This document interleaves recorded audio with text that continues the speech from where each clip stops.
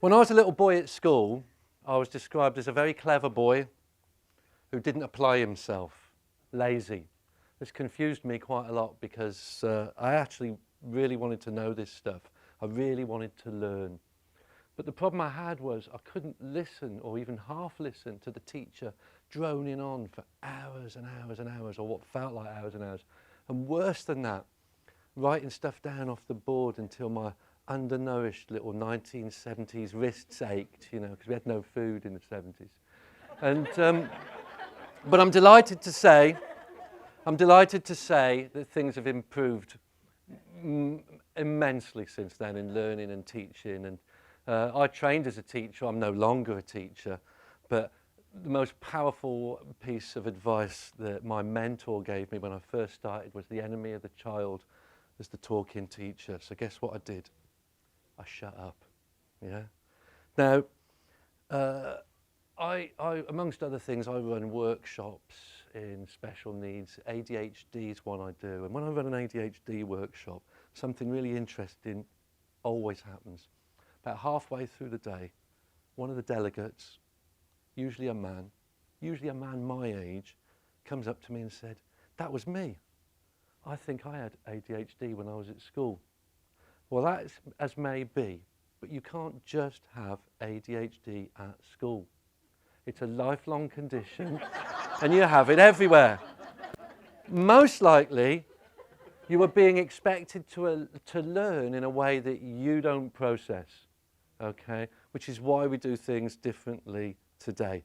Now, I've been working with neurodiversities for a long time, such as autism, ADHD, dyslexia, and I've come to understand one thing that I'm absolutely convinced of.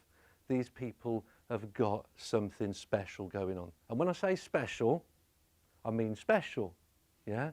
Maybe even superpowers. I was in a school earlier this year, large secondary school. Oh, by the way, that was my school report.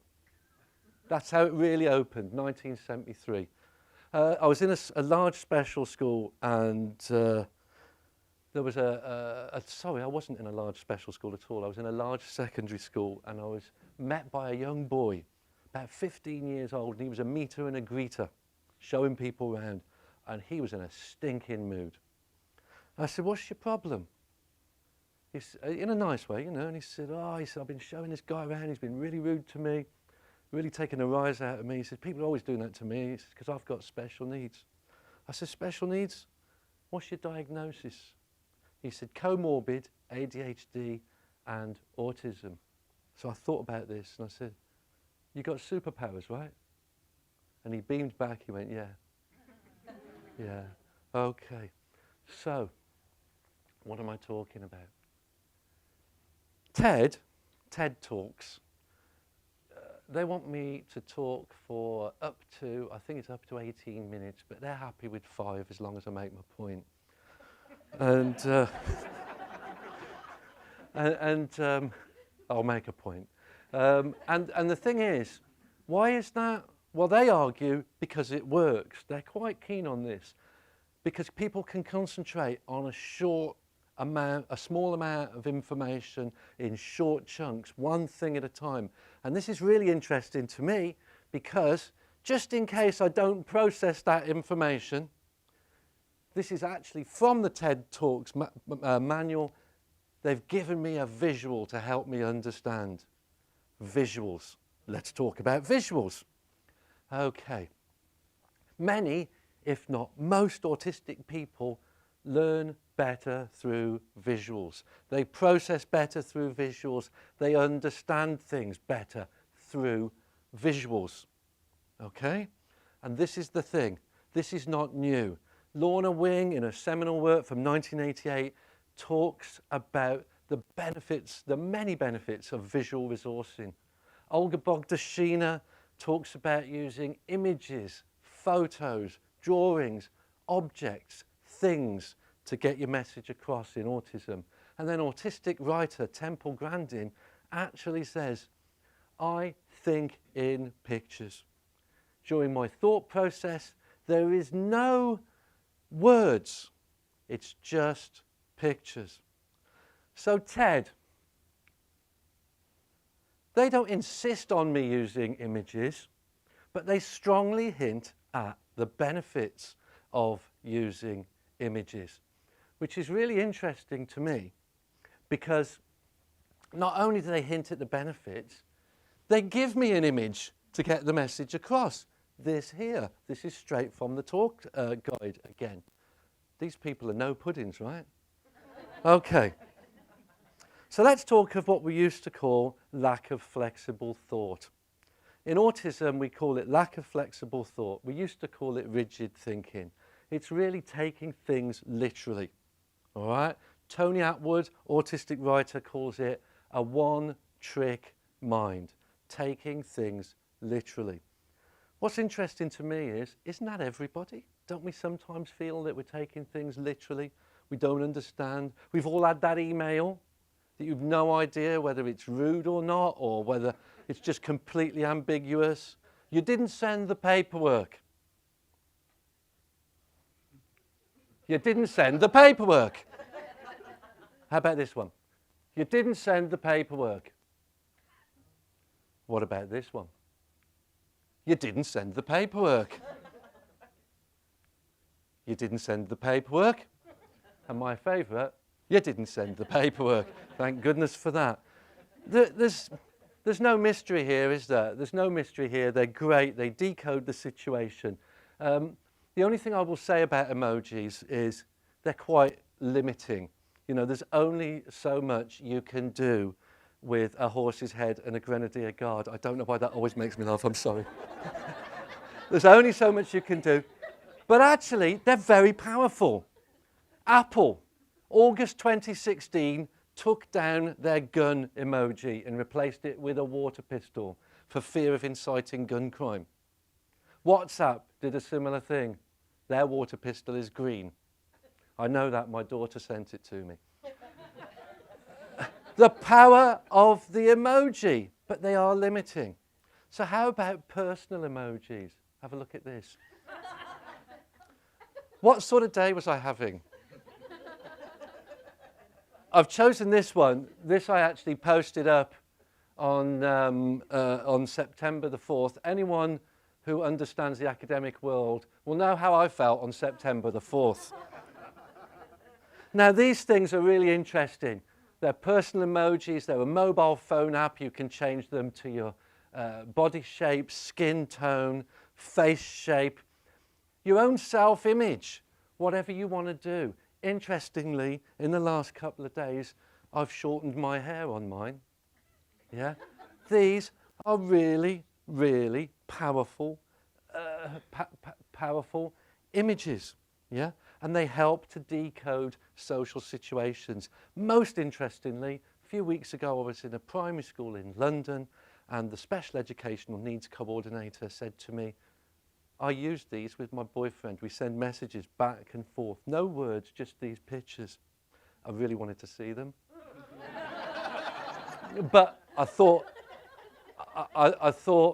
better of asking. Another area affecting autism is social and emotional understanding.